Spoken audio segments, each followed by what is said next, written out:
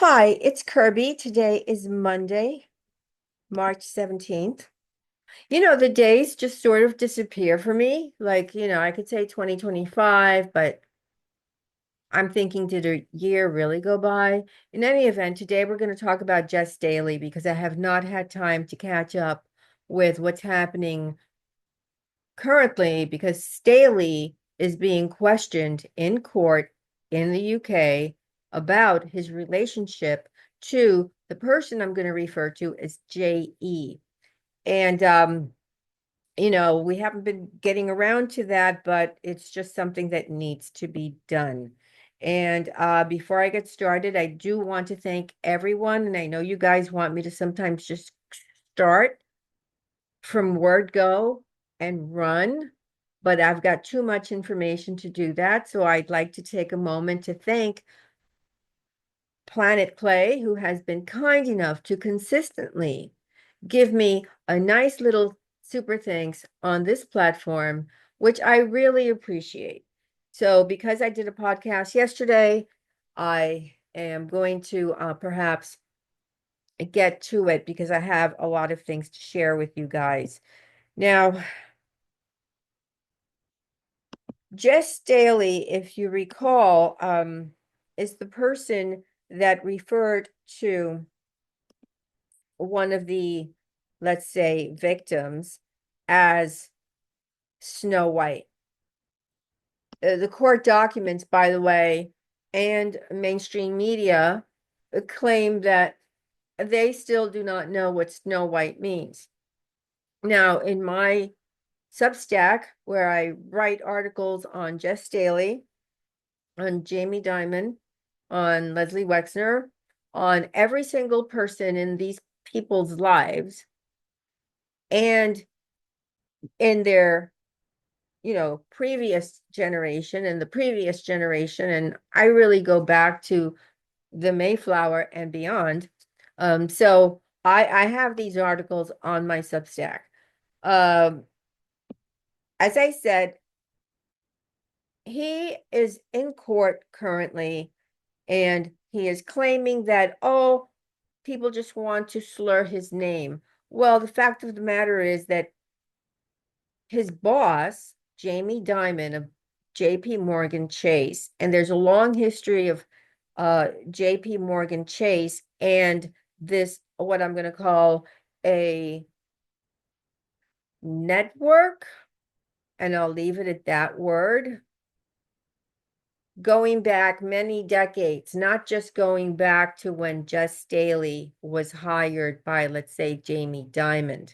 However, on March 12th, it was reported that the former boss of Barclays, because he was at JP Morgan and then he went to Barclays. And by the way, I'm going to include how, hopefully in this podcast, it was in fact Staley who made Glenn Dubin a billionaire, and from which he made a lot of money, as did JE. So stay tuned because I'm going to give you more than what is being reported, which is virtually nil. All right, so he sort of admitted that he had intimate, let's call it friendship, where you touch a skin to skin, and more than that, if you catch my drift, with, quote, one of JE's employees. That is how he referred to this person. Now, I want to interject here and say there was a lawsuit filed against him by a person who is no longer entangled, meaning no longer part of this, let's say, it's really hard to find words that are going to be okay on this platform, but I'm going to use the term ring because I've used other words now in between that. And in her lawsuit, she made it very clear that it was not consensual, and that, in fact, she was not the only one, that there were other, let's say, females involved, as we discovered when he and JE exchanged emails saying, oh, and I'm paraphrasing, oh, it was great with Snow White, and who's next? And they had a very close friendship. So I'm gonna share with you what's being shared on mainstream. I'm then going to try to share with you as much as I can that I've dug up myself. Um, he did tell a court on the third day of where evidence is being presented because he is appealing a proposed financial services ban. What the authorities suggest is that he no longer be allowed to work in the capacity that he has been working in the banking sector, that his licenses be removed. And he is, in fact, appealing this ban in court. Uh, Britain's Financial Conduct Authority said in 2023 that it would ban him, and it fined him 1.8 million pounds, which is the equivalent to $2.3 million, for allegedly misleading the watchdog over his relationship with JE.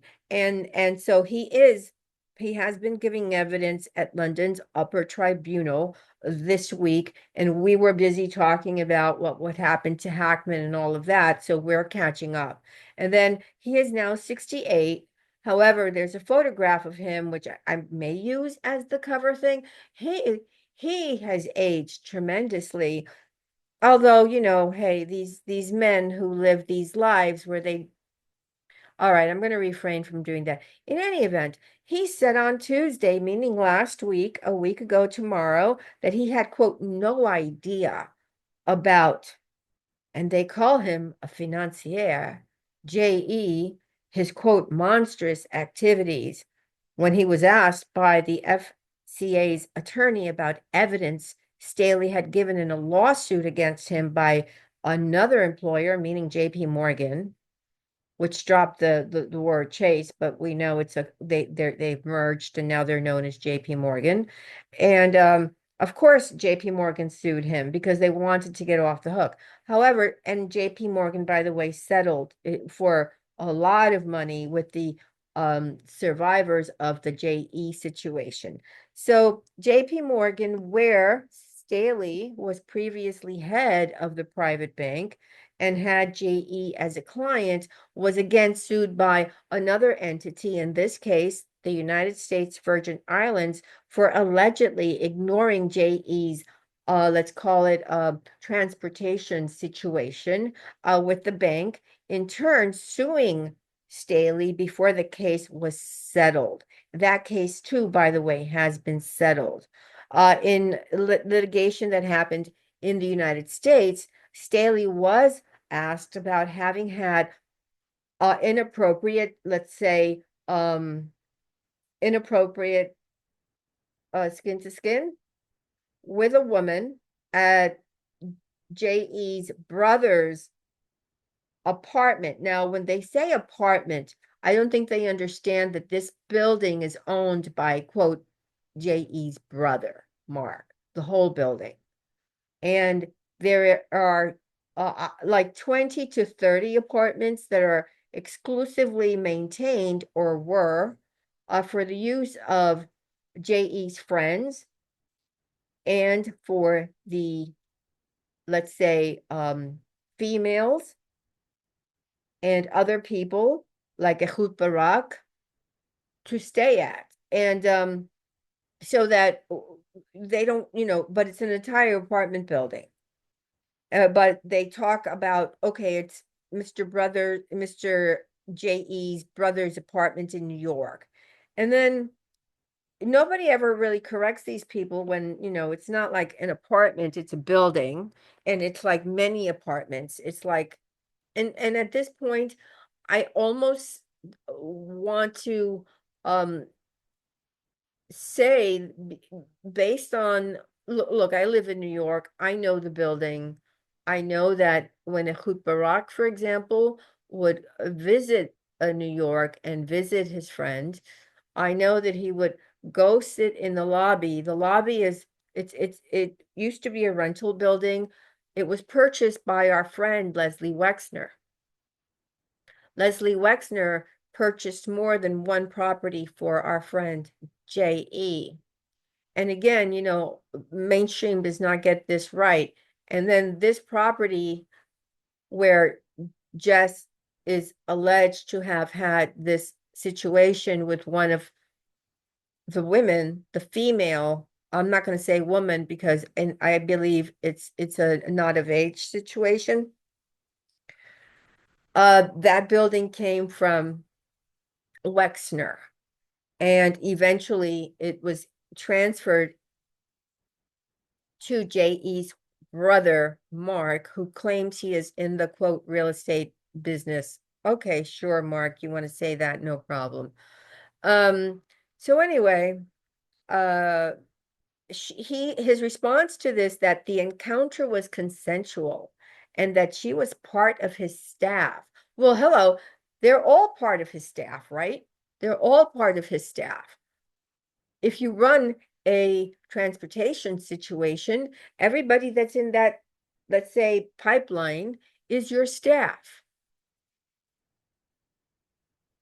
And again, again, I get a little bit excited and overworked because I'm also researching things that I had not delved into, which, I uploaded one of these installments yesterday on my Substack. And it is very clear when I present things, and I always include receipts, that all of these transportation things are connected, and the methods are the same. And I don't believe anyone else other than myself has said this. I'm going to try to make available to you in some manner. I don't know, because there's a lot of stuff that would probably cost me all of my platforms if I was to share this information. So I'm trying to figure out a way to share things, um, uh, again, with receipts, to explain to you how these, let's say, staff members, if he's going to call the pipeline of the people that he says are consensual, there is a method that has been consistently used, not just, let's say, with Franklin, but pre-Franklin and pre-that and pre-that. And it, again, it's consistent throughout the generations with a lot of these families. And why nobody else has pointed this out, I don't, it boggles my mind. However, the fact that Jes Staley goes around saying that it was consensual and quote that she was part of the staff, as I recall, he said, makes my blood boil, because he is in fact what Prince Andrew showed himself to be, which is an R-worder. When you are engaging in a situation like that with a person who is transported, let's call it transported, it is no longer consensual. That person is there against their will, afraid of being harmed, afraid of their family being harmed. Um, two of my family members were made to disappear, okay? The M word. And it is done so that you remain quiet. I've not remained quiet. And so the fact that these men feel that it's okay, it's not a big deal to do this, and then say it was, quote, consensual. And he's married, by the way, not that it stops anyone from doing this. However, that's what he said. So then it goes on to say that in court, it was also referred to the fact that J.E. had requested of Staley, hey, be the trustee of my estate. We spoke about estates yesterday, and very wealthy people have estates. And as evidence of their close relationship, this is what Staley is using as a way to separate himself from being friendly that close to JE, claiming that he turned him down. Well, he didn't. There were like 1,000 email exchanges between these two men.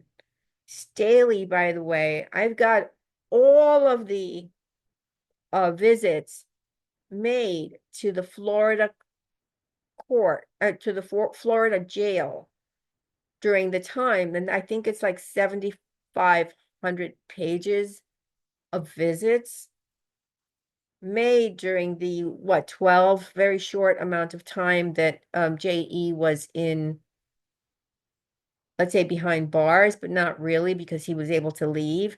And Jes Staley was one of the people that visited him the most, in addition to which they exchanged 1,000 emails. Imagine exchanging 1,000 emails. I haven't exchanged 1,000 emails with somebody that, I'm involved in a long-term relationship with. In any event, his appeal basically is centered on a 2019 letter sent by Barclays chair Nigel Higgins to the FCA, which approached the British bank shortly after JE's arrest in 2019, brought scrutiny on his, quote, other high-profile associates. Now, the FCA says that the letter contained two misleading statements, that Staley, in quotes, as per the article, did not have a close relationship with JE, and that, quote, their last contact was well before he joined Barclays in 2015. And Staley says that both of those statements were accurate. However, they're not. Okay, I'm going to keep going. So the FCA, again, in the UK, they have cited the 1,000 emails, and that's an approximate number. Over 1,000 emails between Staley and JE, in which he describes, meaning Staley, their friendship as, quote, profound, and referred to him as family. And in one previously reported email chain from 2010, Staley told JE, that was fun. Say hi to Snow White. To which JE responded, what character would you like next? And Staley replied, Beauty and the Beast. So I want to just say that I know what that means, okay? Don't forget, I was trafficked. I was trafficked. So I know a little bit more about this world, and I've done a lot of research. And what that means, it's a little rough and tumble. A little rough and tumble. It has 4 initials, and he would like a little rough and tumble with a not of age situation. That's what that means. And the Snow White situation,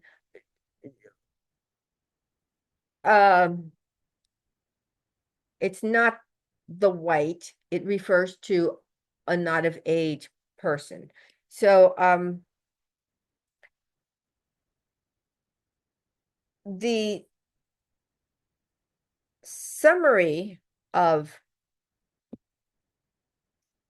the Staley situation is, I mean,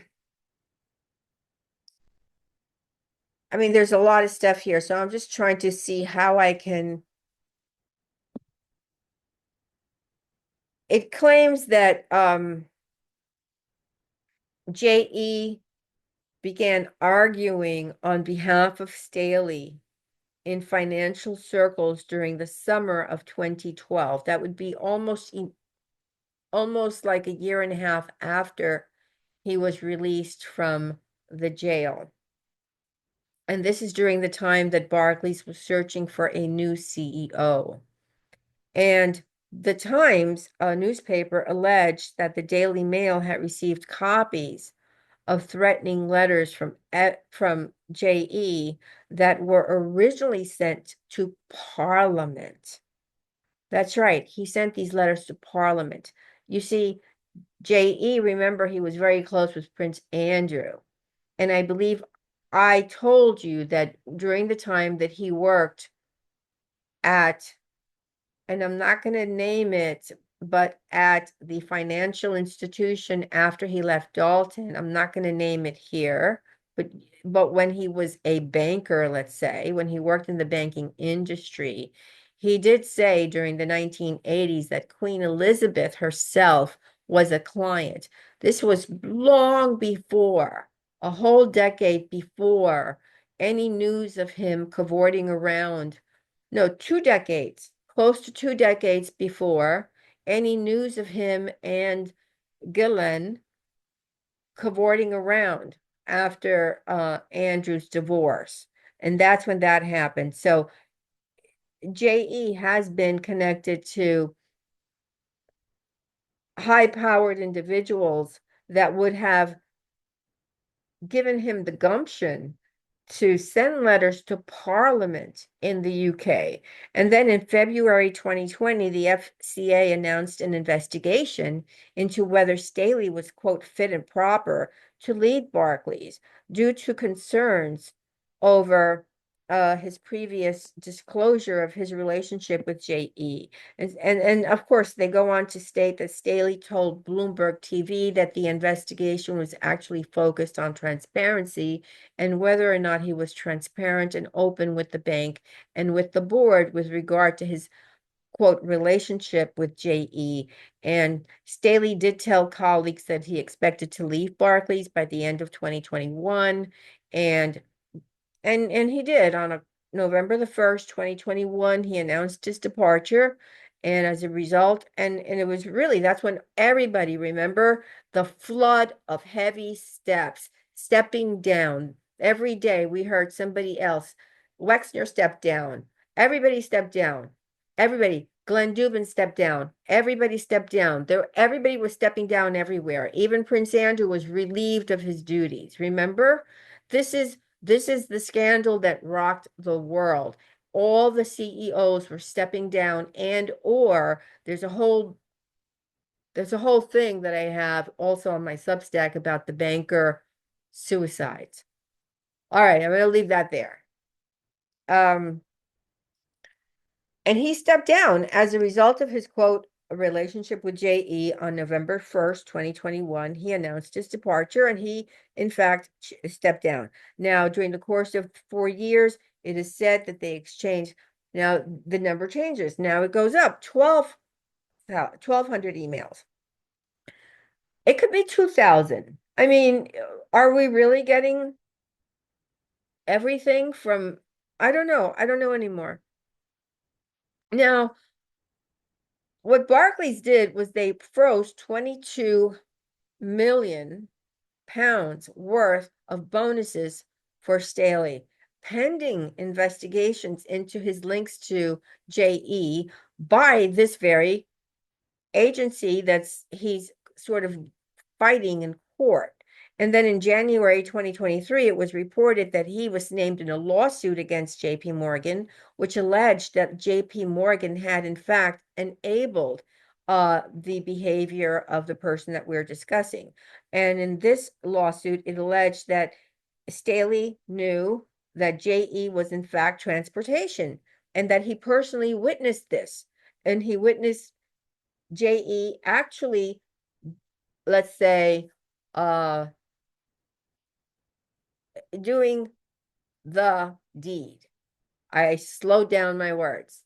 I know you know what I mean by that. And the documents that came out in court this last couple of days also revealed that he did go to the island, but he spent most of that time, don't forget, visiting him in all of his homes. People talk about the island, the island, the islands. It's not just the island.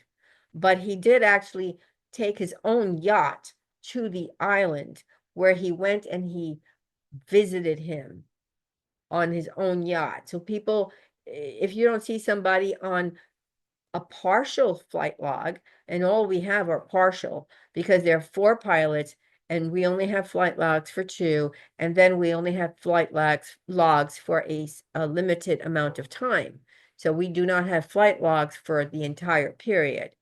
No. So people who say, well, so-and-so is not on the flight log, that doesn't mean anything. because he showed up on the island on his own yacht. That is how Wexner arrived as well, on his own yacht. Um, in May of 2023, in legal documents, Staley claimed that JPMorgan's chief executive, Jamie Dimon, and he had indeed discussed a business with JE, despite the fact that Dimon denied under oath ever having been involved with JE as a client. Now, notice how he worded that.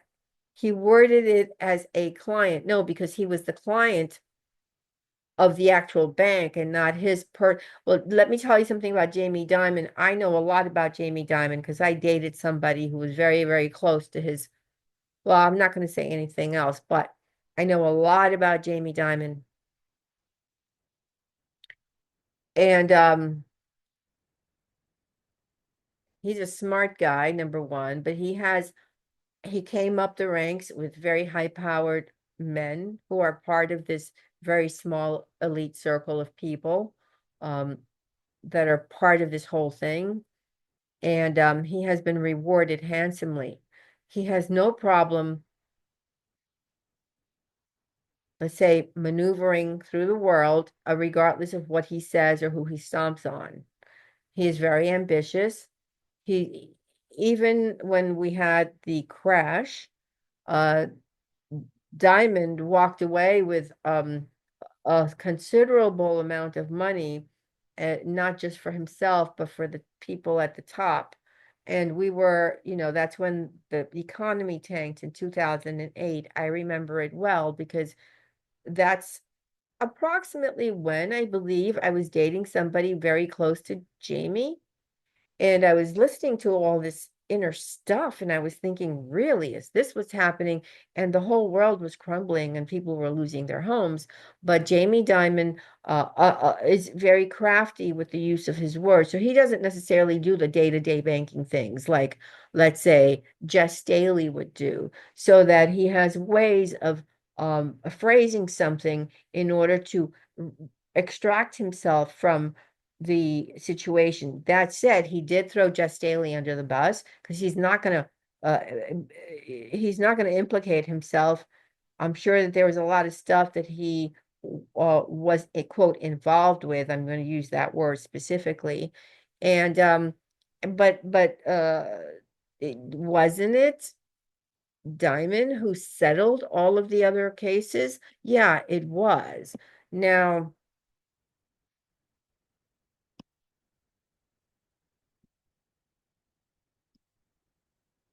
in 2023, Staley wrote, it was reported. So I want to make that clear that Staley had written to Epstein the day after Christmas of 2009, basically when he was on house arrest, and saying, fun tonight. What do we do next? Now, so that, remember I told you that I have all of the visitor logs for when he was supposed to be in jail. Well, he was still partying and doing what he was doing. And guess who was part of that? Jes Staley. And to which JE replied, hey, I'm sending you my driver. And he described as a person who was a former substance enforcement admin person. So let's say, for example, the people that would normally arrest you, if indeed you were having anything unusual like white or brown, but this particular person was his quote driver, who was one of these people and who was also armed, and he would pick him up in St. Thomas. And then he added that the helicopter was also available, and that he reminded him that he owns the two big marinas, and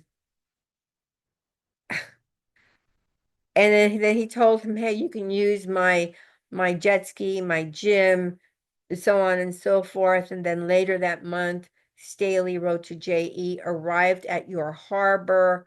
Someday we'll have to do this together, meaning that he gave him, as he did with Andrew, he gave Andrew access to his house in Santa Fe, New Mexico. Well, he gave Staley access without him being there, by the way, but he did send someone to tend to his, let's say, more primal needs, if you again understand what I'm saying. And I am sure that when he arrived at his quote harbor, and then he says, someday we'll have to do this together, there was someone there waiting to greet him. All right, so he is, in fact, appealing his UK financial industry ban over his ties to this specific person. And I've got so many notes here, but I want to be able to share how.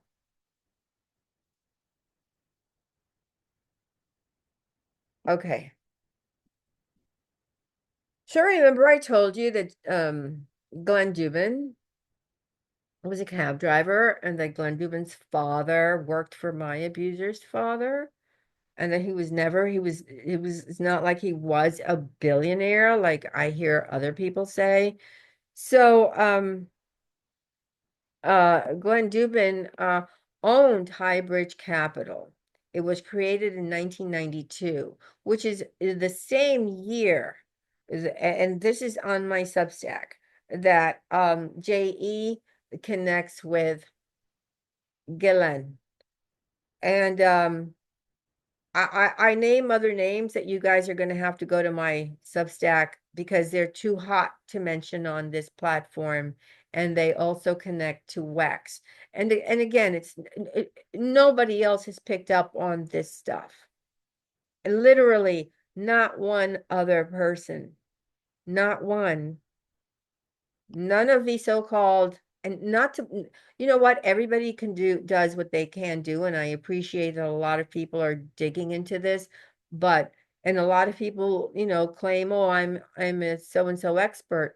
Well, I think that this is such a big pie that maybe it's impossible for a lot of people to just grab names that are unfamiliar to the public. And I think that there is a reluctance on the part of the public at large to be open to new names, so that perhaps a new name sheds light on the inner workings, not just of JE, but of the structure. You have to understand the structure of this thing. And I hear a lot of people talking about this without adding certain names. However, it is in fact, when Staley was at JPMorgan, JPMorgan originally had purchased a 55% stake in Highbridge. That would be Jamie Dimon, by the way, and did this by shelling over 1.3 billion US dollars. And over the past 5 years before that, and I'm reading from my article, sorry. So it then increased its ownership after 2004. It continued to increase its ownership. However, it then increased it to 77.5. And needless to say, and then they bought the whole thing, making Glenn Dubin a billionaire. Why anybody would need this particular firm, let's say, Highbridge Capital, which I did a couple of dives on, and I found some interesting connections to other things that I'm not going to discuss today. By why anybody would pay that amount of money for this is perhaps how business is done. And it could not have been done, of course, without Jes Staley, who was the head of JPMorgan. And so he did, in fact, have business dealings with JE. However, he did it through a friend, meaning and JE got millions of dollars as a, let's say, bonus, as a thank you, as a kickback, which is illegal. It is illegal because he's not in the industry anymore. So he is not supposed to get a kickback. But he did. And it is the sale of Highbridge Capital to JPMorgan Chase that made Glenn Dubin a billionaire. I've got a lot more notes here. However, I think I have said enough about this particular case and what's going on. I am curious to hear your thoughts. Don't forget to give this a like. I urge you all to be on my Substack. I do upload information on my Patreon, and I appreciate everyone who's on my Patreon. I upload a podcast every week, or every once a week, or once every 10 days, that I can't upload on this platform. However, it is in my newsletter on Substack that I share my really deep dives. And so that said, thank you for tuning in and have a really good day. Bye.